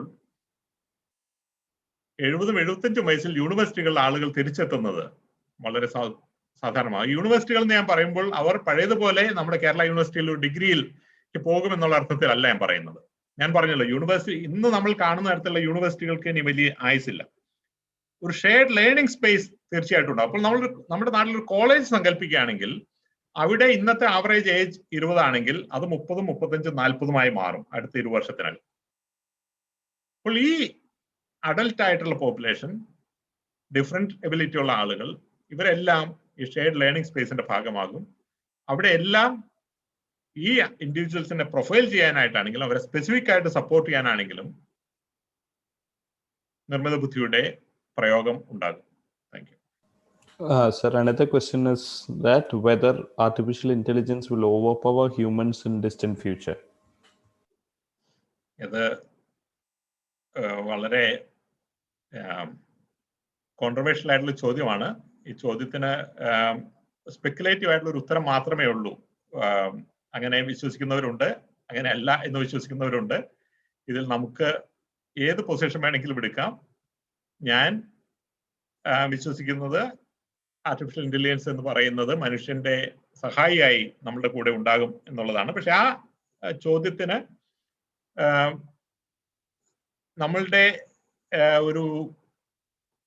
നമ്മളുടെ ജഡ്ജ്മെന്റിൽ കവിഞ്ഞൊരു അർത്ഥമില്ല. ഓരോ ആളുകൾക്കും ഓരോ ജഡ്ജ്മെന്റ് ആണ് അതിന്. അപ്പൊ ഞാനത് എന്റെ അഭിപ്രായം പറയാമെന്ന് മാത്രമേ തൽക്കാലം പറയാൻ സാധിക്കൂ. Sir, another question is our youth trained for AI era? നമ്മുടെ തീർച്ചയായിട്ടും അല്ലല്ലോ. യൂത്ത് മാത്രമല്ല, നമ്മളുടെ അഡൽട്സും ഒട്ടും ട്രെയിൻഡ് അല്ല. എത്ര വേഗത്തിലാണ് നമ്മളുടെ നേരെ വരാൻ പോകുന്നതെന്ന് നമ്മൾ അറിയുന്ന പോലുമില്ല. നമ്മൾ ഇപ്പോഴും 19ാം നൂറ്റാണ്ടിൽ ഡിസൈൻ ചെയ്യപ്പെട്ട, 20ാം നൂറ്റാണ്ടിൽ ഇംപ്ലിമെന്റ് ചെയ്യപ്പെട്ട കോഴ്സുകളും കരിക്കുലവുമായിട്ട് നടക്കുകയാണ്. ഈ വർഷം കേരള ഗവൺമെന്റ് അനവധി പുതിയ കോഴ്സുകൾ ഓഫർ ചെയ്തിട്ടുണ്ട്. 200ഓളം കോഴ്സുകൾ ഓഫർ ചെയ്തിട്ടുണ്ട്. അതിൽ പല സ്ഥലങ്ങളിലും ഡേറ്റ സയൻസ് എല്ലാം ഉണ്ട്. നല്ല കാര്യമാണ്. പക്ഷേ ഏതെങ്കിലും കുറച്ച് കോഴ്സുകളിൽ, കോളേജുകളിൽ ഡേറ്റ സയൻസ് ഉണ്ടാകുക എന്നുള്ളതല്ല, നമ്മുടെ എല്ലാ സ്കൂളുകളിലും 6ാം ക്ലാസ് മുതലെങ്കിലും ഡേറ്റ സയൻസ് ഭാഗമാക്കുക. നമ്മുടെ ജീവിതത്തിന്റെ സമഗ്ര മേഖലകളിലുമുള്ള ഡേറ്റ നിർമ്മിത ബുദ്ധി ഉപയോഗിക്കുന്ന തരത്തിലേക്ക് മാറ്റിയെടുക്കുക. അപ്പോൾ നമ്മൾ ഈ AI പറ്റി പഠിക്കുകയും നമ്മുടെ ജീവിതത്തിൽ പ്രയോഗമില്ലാതിരിക്കുകയും ചെയ്യുന്ന ഒരു രീതി കേരളത്തിലെ ഒരു പ്രത്യേക രീതിയാണ്. കേരളത്തിലെ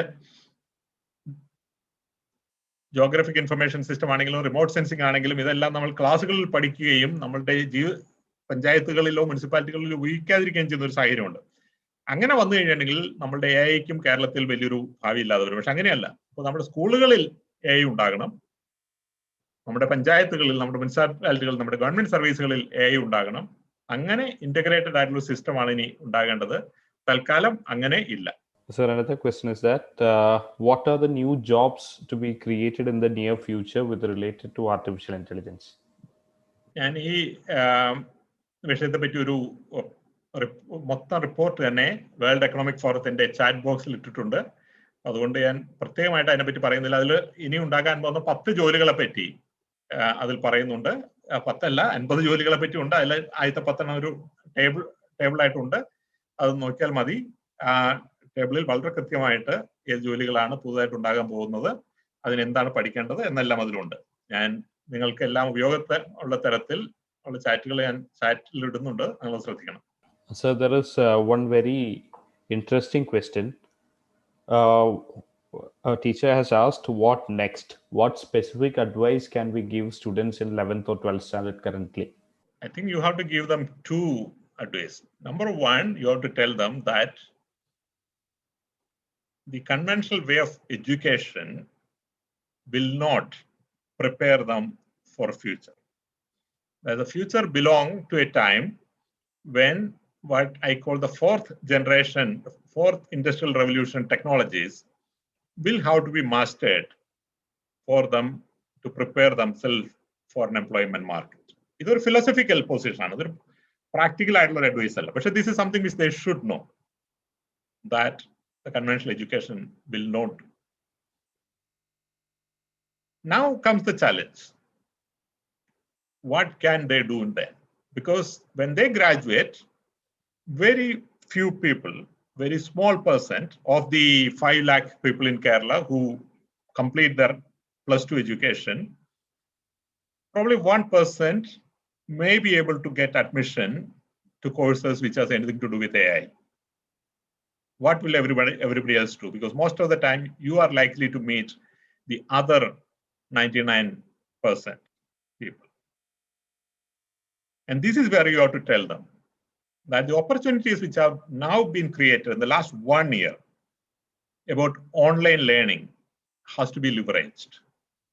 So regardless of the course they are taking, be they going for commerce, for management, for engineering, for economics, regardless of the institution which they are studying, whether that institution have AI in their curriculum, regardless of the city they are living in, they should reach out to the world and prepare themselves with the tools so that they are ready to learn, ready for the market. And this is very easy. And this is not even expensive.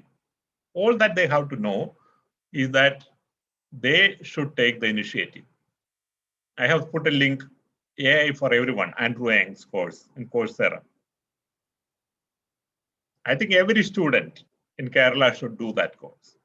That will start to sensitize them to a need for understanding AI, and then they can start to look at how their specific profession, whichever domain they are taking. So it's not to direct your students to study AI. It is whichever direction they are going, they should start to look at what are the AI linkages and then move on. As a society, we have a lot more to do. We have to modify our curriculum. This morning, I was talking to the Government Law College in Calicut, and I was telling them that our law curriculum has to change. And not only our law, our engineering curriculum, our medical curriculum, our commerce curriculum, each of this has to change to bring in AI into it. Because if you are not doing it, then you are not preparing your students for the future. Now, I know it takes decades for syllabus to change. When I verified the civil engineering syllabus in 2011 compared to when I studied in 1981, there was not even 10% change in the curriculum. So curriculums change very slowly. And that's not good enough. And our students will be left high and dry. So advice to give them is, 1, AI is coming. 2, prepare yourself, regardless of whether you are getting that in the formal education or not. So there's a question specific for commerce. What are the career opportunities for commerce graduates when AI takes over? Thank you. First of all, the commerce graduate should be very worried, because many parts of commerce are the easiest to be taken over by AI. So the conventional type of accounting work which you are so used to would be gone. The conventional type of sales job which you often take will be gone. The conventional type of auditing job you do will be gone. So if you take a 20-year framework, you should be very worried. Now comes the opportunity. So it's not so much that you will be working in AI. You'll be using AI tools in your work.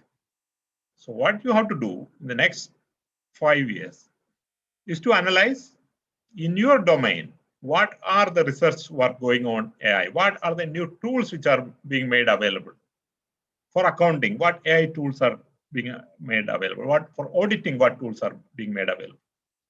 Master those tools, and then you are ahead of the competition for new jobs. Thank you. So there is another very interesting question related to education. How will AI affect educational system which is run and managed by a public system, that is a state government or a central government or public sector? All the changes that have been mentioned in the session are happening in privately managed environment. Thank you. I wish it was true. I wish the changes which I discussed were happening in the privately managed institutions. It is possible that some, probably very few, privately managed institutions are having those changes, but not across the board. Mostly, the government and the private follow the same pattern. Certainly, they have the same syllabus. In Kerala, increasingly, the government has more infrastructure than the private. The problem is not so much the hardware part. The hardware part is now trivial, and it's going to be even more trivial with the K phone coming, data getting even more cheap, etc. So the hardware won't be the challenge. The challenge will be the software of teaching.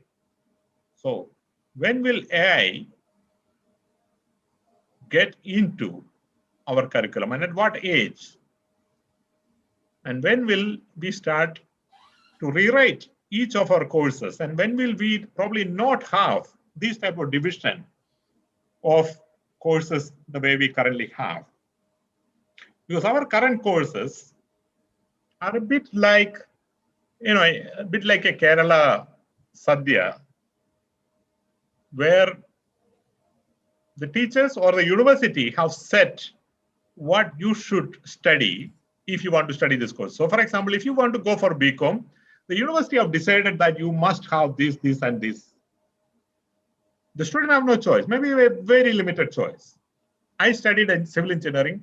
Out of 51 courses, I had 2 courses which are optional. And that's not good enough. It should be like a buffet meal, where if you choose to study commerce and music, you should have that option. If you want to study commerce and philosophy, you should have that option. It's not that if you are going to commerce, then you only do commerce and then do some English maybe, and that's it. And that is not the future. And there's no difference between private and public. That change, the fourth education, the new education policy is giving that space. The question is how soon it will come and how much of AI will come, because the new education policy came before the full effect of AI was visible. It's not even visible now, but at least philosophically. And the full impact of COVID was understood.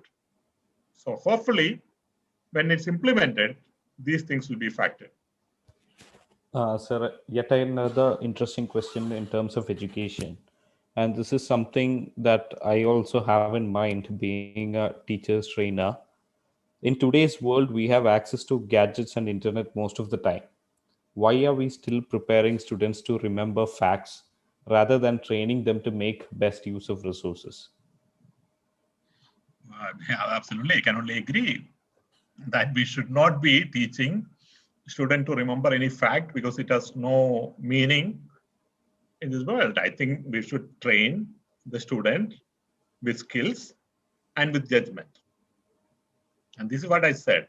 The teachers will now have to become not someone who is sitting with some knowledge and they pass it on to the students and they test their memory. And that has no purpose in future. And children will not like it. Children, before they come to school, they have already started learning. And they have started learning autonomously. They have started learning their own path. They have started to learn. You can give an iPad to a 3-year-old and start with any program. You can give them anything. You can give them music, you can do a cartoon. And within 1 hour, the child would have mastered how to use iPad, but how to navigate from one to other. And they would have, if you give 10 children, each of them would have reached a different destination. And that's future. And when those children come to school, you expect that you can put them in a classroom with a blackboard or green board and start to explain like we used to do. And that's not going to happen. When your children are going to come back next summer, if you expect that you can continue to communicate them the way you used to, that's not going to happen. But I'm learning, as I said, our teachers are heroic. They are learning all this with so limited support. So I'm sure they will improvise. What the government has to do, what the universities have to do, is to give that space for our teachers to improvise, to trust them. Now, it's very unlikely that our universities will give it, but this is what they should give. But there is bad news for the universities as well. Right now in India, we have close to 1,000 universities. The world, probably there are 10,000 universities. As I said, Coursera alone have 70 million learners, 70 million learners. Probably the world don't need 10,000 universities. Probably India don't need 1,000 universities. Probably India need one university. Because all the learning can probably come maybe through 1, 2, 5. So the universities, as we see, will wither away. The type of teaching we have will vanish. And all this will happen much sooner than what we expect. I'm sure our teachers are ready to change. It's our systems which should change. Thank you.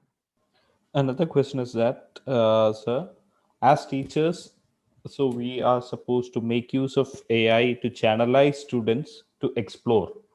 Is that the requirement of a teacher to acquire knowledge based on AI, sir? Thank you. Now, I must say that I'm extremely happy about this particular session for two reasons.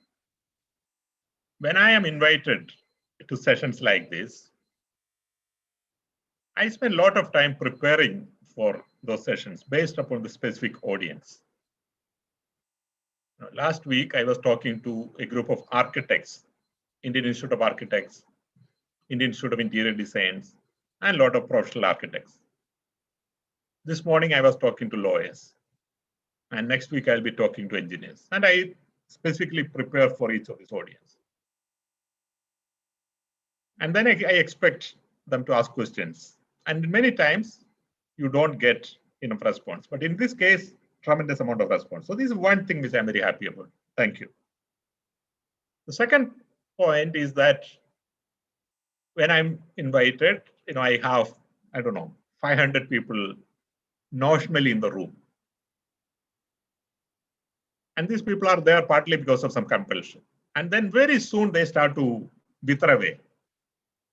And then you have half of them, 1/3 of them. But in this session, I was noticing that since I started, 90% of the people are still in the room, which is quite extraordinary. So I want to thank you again. For teachers, as I mentioned, the first one is for you to understand the world is changing. I know you have got the message, but read more about it so that you can speak with authority and conviction to your student. Even if your syllabus is not changing, even if you do not have the flexibility in your college or school, but tell them the world is changing and they should prepare for that change. That's number one. Number two, depending upon the domain in which you are teaching. You may be teaching accountancy, you may be teaching commerce. Find out what AI tools are appearing, and there are no perfect tools yet. There may be some good tools in recruitment, there may be some good tools in medical diagnostics, but other areas it's just emerging. But doesn't matter. It's not important that those tools are perfect now. It is important that your students are familiar to use them. So, number two, introduce those to your students. Number three, and this is, we are not there yet, but very soon we will be. Learn to look at from the other end. So far, when we have students coming in, we teach all of them at the same time, almost similarly, but there is no effort to profile them. But those things will come. Organizations like Coursera, they don't charge any money. It's free. Anybody can learn anything. You want a certificate? You may give a very modest amount, $49, 2,000 rupees. This is all what they ask. But what is their biggest capital? Why is organizations like Coursera valued in billions? Because the profile of the students, their learning behavior, their learning pattern, that's all available to them. And when you have these 73 million students and their learning patterns available to them as big data, there's a lot you can do. And very soon, our teachers will have access to this type of information. That will allow them to be better learning facilitators. We may not be there yet, but that's where we are going. Thank you. Sir, another question is about visual arts. How will AI affect visual arts? Very interesting question. Thank you. Many people assumed, and still assume that AI can take over routine jobs, such as that of an accountant, such as that of a receptionist. But it will not be able to take over creative jobs. Because it is creative, it is only what human can do. This is what a lot of people assumed, and a lot of people still assume. When I go for sessions, a lot of people still argue with me. And honestly, this is what I thought as well. And this is what a lot of people who thought in AI thought so too. But AI has proven to be smarter than that. AI is now able not only to learn the art, but to reproduce it. So new movie scripts are written by AI based upon, after learning from hundreds of old movie scripts. And that's not just reproducing the old movie script in a hashed manner. If you tell the AI system as to what is that you are expecting as an outcome, the AI is able to produce new movie script. It's able to write new poetry. And when tested with real human beings as to whether they can differentiate between what is written by human beings and what is written by an AI, people are not able to differentiate. So creativity has been cracked. So in things like, if somebody can do brain surgery, for that program and that robot to do painting is so trivial that human will stand no chance in terms of perfection, in terms of composition, in terms of clarity. So we will have to learn to understand art in a very different manner in future. Sir, another interesting question. Artificial intelligence is always trying to suggest a popular solution for any given question. So we are losing diverse perspectives of different people on a given issue. I am afraid that AI will make a monotonous world. So what is your opinion? It really depends upon what the future is going to be and what AI would be used in future. One hypothesis, there are many hypotheses about future. And as Mark Twain said, predicting is always very complicated, especially when it comes to future. So one version of the future is that the technology of the fourth industrial revolution will make things so easy for human beings that we will not have to do most of what we are doing today. For example, in my home in Geneva, I have a robot which cleans the room.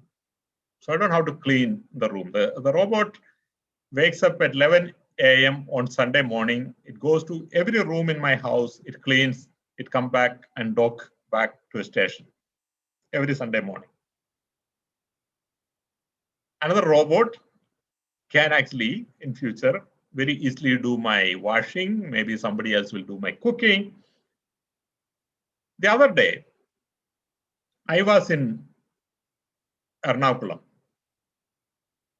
and I went to a company which is doing something extraordinary, which is producing, they have produced a robot which can lay bricks.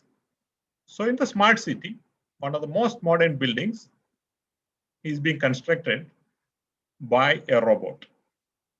So you don't need a mason in it. So the hundreds of thousands of mason jobs which now exist will just vanish.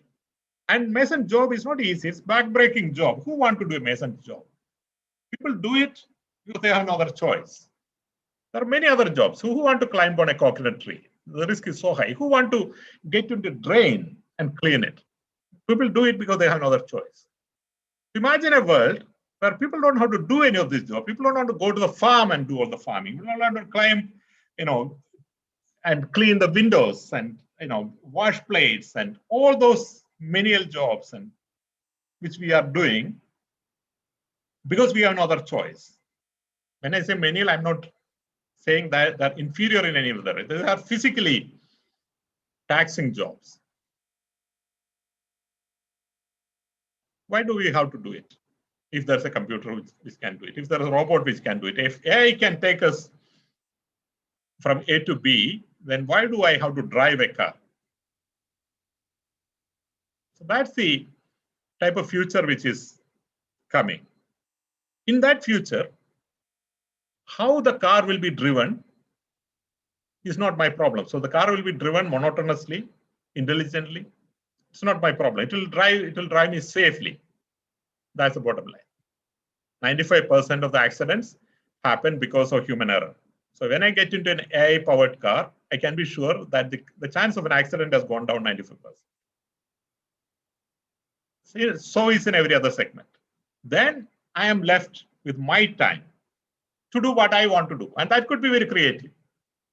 Because if I have access to all my time, I don't have to do any of the work which I'm supposed to do. I don't have to do any work maybe. Then that could be a very creative world. I think that's coming. I will send you the link of this company which actually has created the first brick-laying robot in India. And that's right here in Kochi.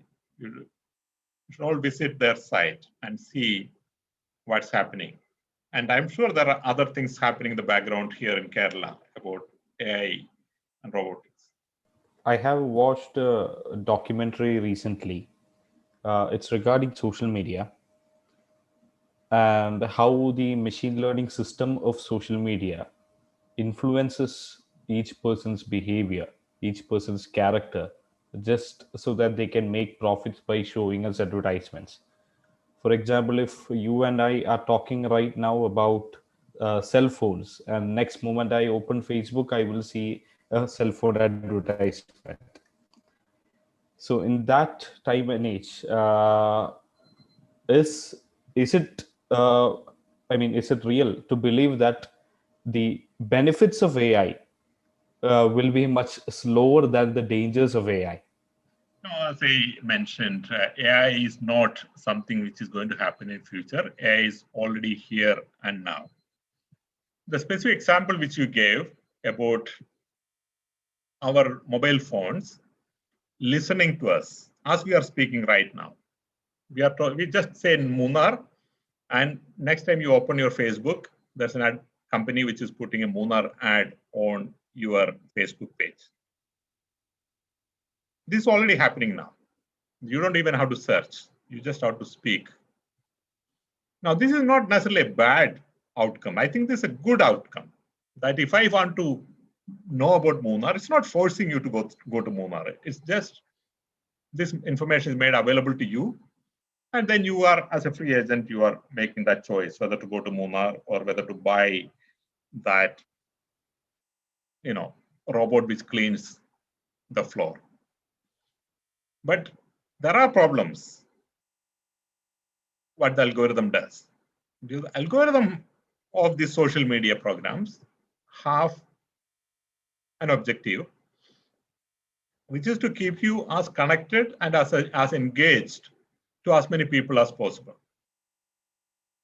And all of us, as human beings, have some behavioral traits that we are all happy to be among people who are like us. But in the real world, this is not possible. We are among the people whom we are. So when I am born to a family, I'm born to a set of people who have set of characters. When I interact with my society around me, regardless, based upon the town which I am, I have to interact with all sort of people. When I go to the school, I have to interact with the type of people whom are in the classroom. So therefore, I get an opportunity to read and see all type of people. When I buy a newspaper in the morning, everything is there in the newspaper. The sports, arts, culture, appreciation of wine, whatever, everything is there on the newspaper. Whether you like it or not, it's all there. But what the AI-led algorithm does on the Facebook and social media is that it plays around you people like you. So if you have an extreme religious view, in a normal life, you will meet across people who have moderate view, people who have opposing views, people who have different religious beliefs. But in social media, very soon the social media will understand you and place only that type of people around you, only religious extremists around you. If you have a political view, the social media will put only that type of people around you. And what it does is that you start to believe that such behavior is normal. For example, if you are to think the earth is flat, and if you are to tell your family, they will think you're stupid, and they will tell you so. You tell your friends, they will tell you the same. But you tell the social media, very soon the social media will put all those people around the world, there are 3 billion people on the social media, they will tell you that the earth is flat. And all these people will actually tell you. And eventually you start to believe the earth is flat. So this creates huge polarization. And for social media to track you, to profile you, it just needs 69 interaction with social media. It's from 69 like or share you do on Facebook. The social media can profile your politics, your gender, your caste, your race, all those things, your beliefs. With just 300 interactions you have with social media, it can profile you better than your partner, your husband or wife. Imagine all of us have made 10,000 interactions on Facebook. It can profile you much, much better than anybody could ever do it. And they are going to micro-target you with this type of thing and put you among those things where you start to believe whatever belief you have is normal. And that's not a very good thing. Thank you. Thank you, sir. Can we take one last question? Yes. There have been a lot of questions, but some of those questions have been answered through your talks when you were answering other questions that has been asked. And what last question is, how should our school or college system change, whether it is teaching, whether it is infrastructure wise, to implement a modern system of education? And considering the quick pace, I mean, it is not affordable to take decades for such a change to happen, right? Thank you. As I mentioned, the challenge is really not hardware. I think it's useful to have some hardware. It is useful to have a 3D printer in every school, for example, so that children know about 3D printing. I think every plus 2 school in Kerala should have a 3D printer, so that when someone asks the children from that school, do you know about 3D printing, they should not be surprised, because 3D printing is going to be the way of future. So there will be some need for hardware, but hardware is not the challenge. The challenge is the software, the learning curriculum. Now, if you have any flexibility in your institution, use it. look at the fourth industrial revolution technologies, bring all of them in. If not, bring a primer on those technologies in. Now imagine if you cannot even do that. So you don't have the money for the hardware, or you only have money for the hardware, you have no freedom for the software. Then be an evangelist in terms of promoting this fourth industrial revolution related technology, the new future which is just around the corner. Tell the children. And then the children will figure out the rest. That the change is coming, the change is upon us. They have to prepare for a different employment market. And that employment market is somewhere where you have to have the knowledge to use the new generation technologies. You have to remain current. But those technologies will keep changing. So they'll have to get back to learning again and again. So the learning is not a one-off thing as it was in our lifetime. It is going to be a lifelong thing. So they'll have to go back and continue to learn and learn and learn. And the teachers are here to facilitate that learning. Thank you. Logic, School of Management. It is Symbol Logic.